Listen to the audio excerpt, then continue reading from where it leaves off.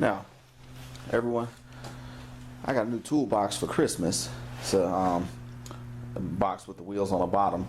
Now, this part of the box is the part that goes on the bottom right here. This happens to be, this is actually something else right here. It doesn't go with it. But this box has wheels that go right there. The bottom part, caster wheels.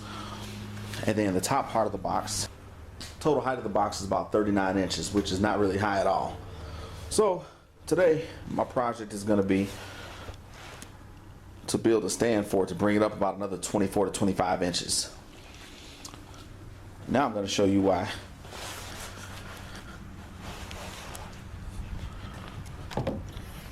I would never have a truck with anything less than an 8-foot bed.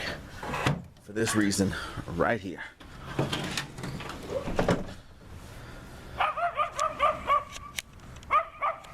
I've got this 8-foot board in here, and it fits all the way in my truck, and I'm able to close my tailgate.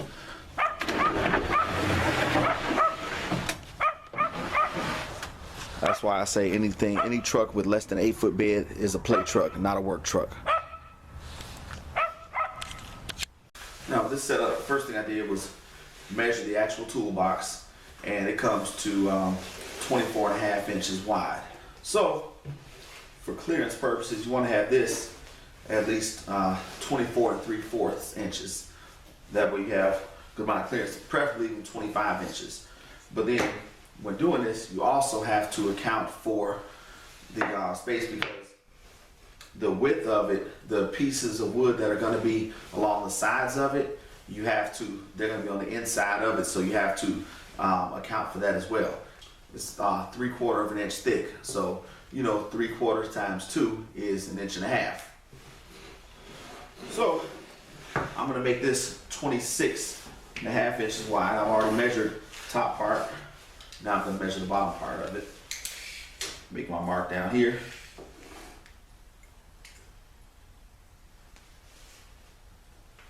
At 26.5 inches.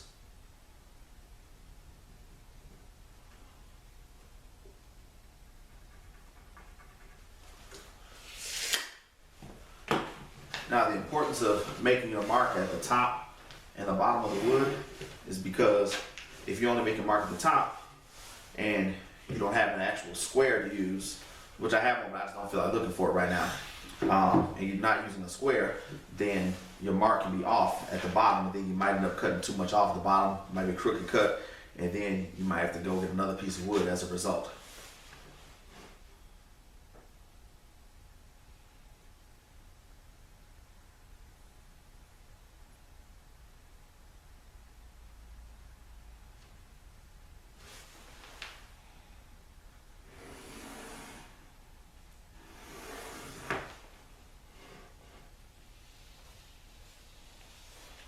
There we are. And I'm going to need 2 pieces that are the same length. So from this mark, I'm going to go over another 26.5 inches.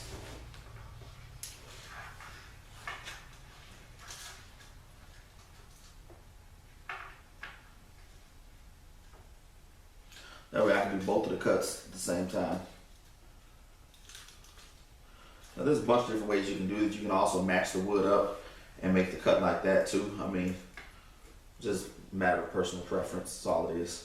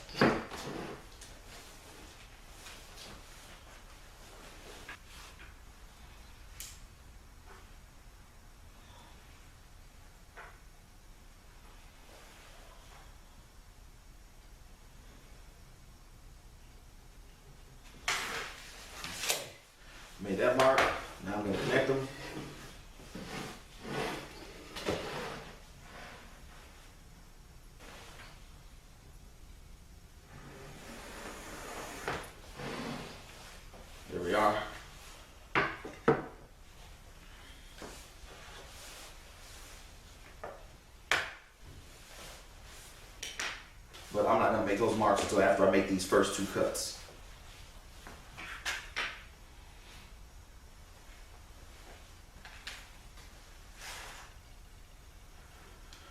Yep, this is my little project for today. And then also, I began fabricating my O-scale railroad that I got for Christmas as well. And I've got that on a 4x8 sheet of plywood, which I'll show you. Sheet of plywood, and then I've laid the track out in an oval. And right here, this is to simulate a switch track, which I'm gonna have in here. And then going over here, obviously I'm gonna put a straight track of about 6 inches in there. And then another switch on that side, on the far side. And then I'm probably gonna have another switch track going from here. And then it's gonna be elevated and come over this. It's gonna be like a modified figure 8 when I get finished with it.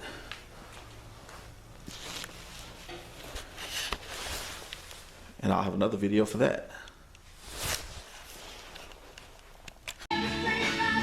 Now, when you're about to make the cuts, make sure you have 2 things. First is proper eye protection. Second is Makita power tools. It's the only kind I'll use. Makita power tools and Craftsman hand tools. That's the way to go. When you're serious about your work, only buy the best.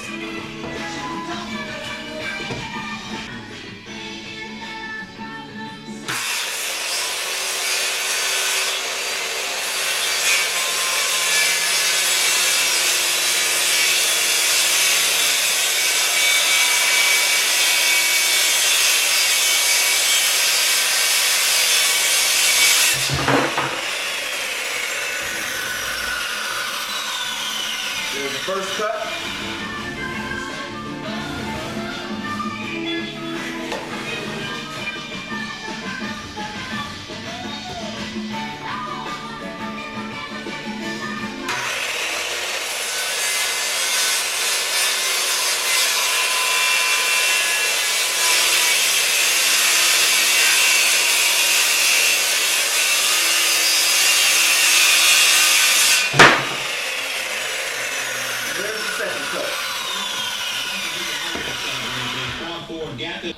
Now I'm going to make the final 2 cuts. I've already marked them both at 12 1/8 inches.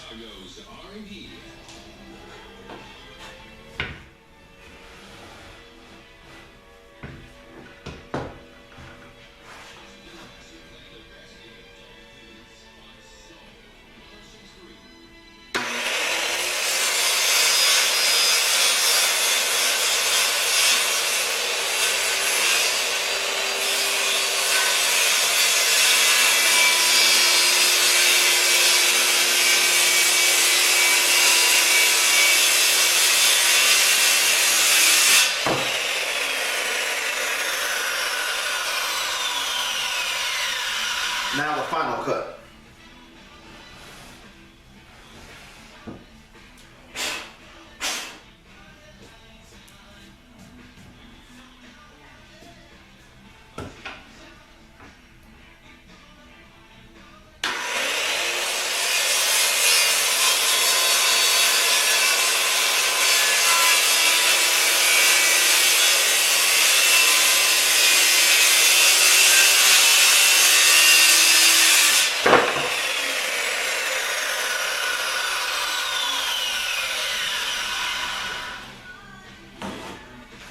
And when not using a circular saw, you always unplug it for safety reasons. Originally, when I started this, I had planned on using these number 10 screws here, 1.5 inches long. But this type of wood, as you see, that screw was too big for it, and it kind of busted the corner a little bit. So had to modify my plans, and now I'm using these brackets. I'm using these brackets, as you can see, 2 on each side. There, 2 there, there. And then I just got to put them at the top. And then I'm going to put a floor type thing right about here to set the other toolbox in. And then I'm going to mount the caster wheels on this side, right over here. But before the caster wheels are mounted to it, I'm gonna paint it. Gonna prime it and paint it. Got Rust-Oleum paint here. Got the gray primer, latex based, which is water-based paint, because oil-based, too hard to clean it up and everything. The high gloss paint to match the toolbox.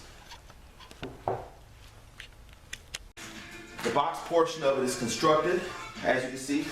One thing I have to do, I have to paint it. I have to prime it and paint it. Now, it's a fit test. I've done accurate measuring of it already, but just to show you how this is gonna go, I don't have the other brackets in yet, so you're gonna see how this slides in place. See, I'll fit about right here. And by doing that, it brings the height up substantially and will make the job of retrieving and putting tools back much easier. Now I'm going to use 4 more of these type of brackets right here, these L-shaped brackets, to act as like the shelves to hold this other piece of wood. And I want it to be, see the bottom of that part of the toolbox right there, the bottom portion of it comes up to 2 inches before it hits the bottom of the doors. So I want it to be, I want about 1.5 inches of that to be covered. So what I'm going to do with these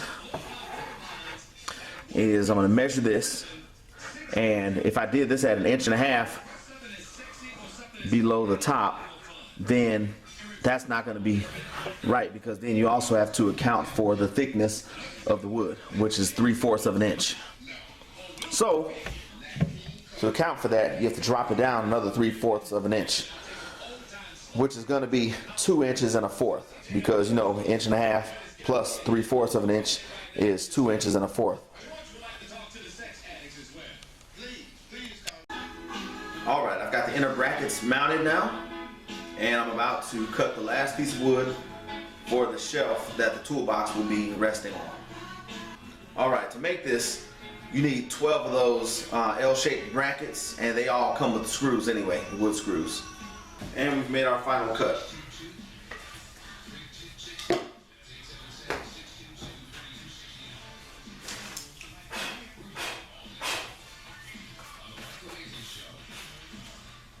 Gonna test fit this, and then I'm ready to prime and paint the entire thing.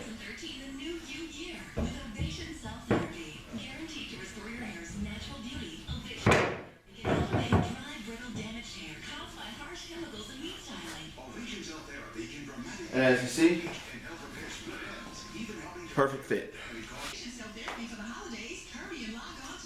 See now, perfect fit because it allows me to open these doors here without any obstruction from this.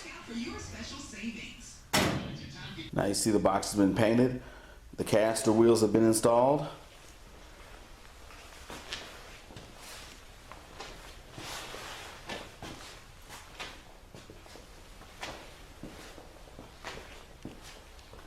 And the other 2 boxes have been installed on top of this one, as you can see.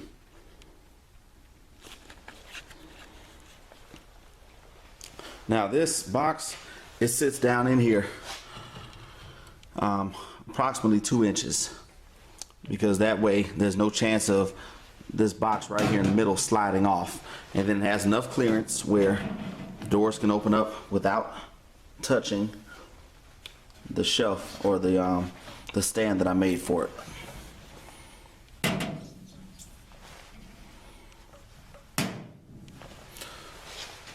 So in all, this fabrication and install went very well. My first time doing this, and this is just for a little do-it-yourself video. So if anybody else wants to, if they have an idea, if they were wondering how they can raise their toolbox higher, then look at this video and give them some pointers.